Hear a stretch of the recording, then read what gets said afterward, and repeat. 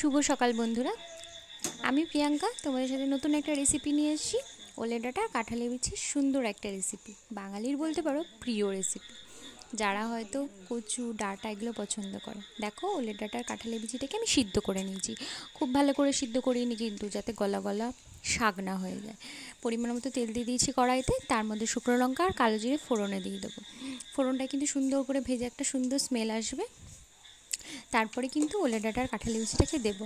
জানো তো, কাঁঠালি বিচি আর ওলে ডাঁটা খুব ভালো লাগে খেতে। আর ওলে ডাঁটা কিন্তু আরও অনেক কিছু দিয়ে করা যায়, কিন্তু ঘরে কোনো উপকরণ ছাড়াই, মানে চিংড়ি মাছ বাটা মশলা ছাড়াই ওলে ডাঁটা কিন্তু এরকম ভাজা ভাজা খেতে খুব বেশ ভালো লাগে বলতে পারো। হলুদ আর লবণটাকে দিয়ে দিলাম পরিমাণ মতো, দিয়ে সুন্দর করে নাড়িয়ে নিচ্ছি। নাড়ানোর পর এটার মধ্যে কিন্তু জল বেরোবে পরিমাণ মতো, খুব ভালো একটা জল বেরোবে।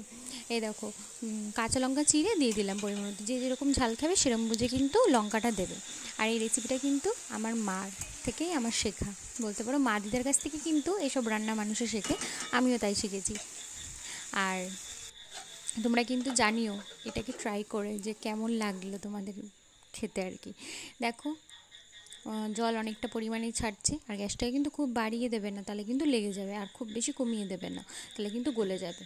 মাঝ আঁচে রেখে এটাকে সুন্দর করে নাড়াচাড়া করবে। জলটা যখন শুকিয়ে আসবে তারপরে কিন্তু গ্যাসটাকে বাড়িয়ে দেবে।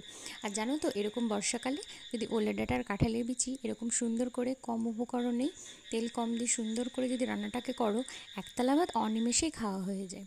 সব রেসিপিই জানো তো খুব বেশি তেল দিয়ে ভালো লাগে না, আবার খুব বেশি উপকরণ দিয়ে ভালো লাগে না। সেরকমই এইটা, কচুর শাক বা ওলে ডাঁটা কিন্তু খুব কম কিছু দিয়ে উপকরণেই ভালো দিয়ে কিন্তু ভালো লাগে।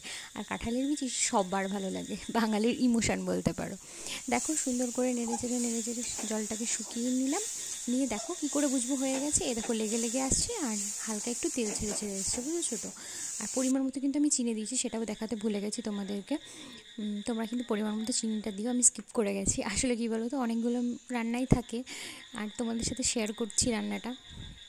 দেখো, নামিয়ে ফেলেছি খুব সুন্দর করে। আর জানো তো, রান্না করেই না নিজে টেস্ট করতে পারি না, কারণ বাড়ির বউ তো, আঁকটা নিজে খাবো এটা হয় না, মনে হয় আমার ভালো লাগে না।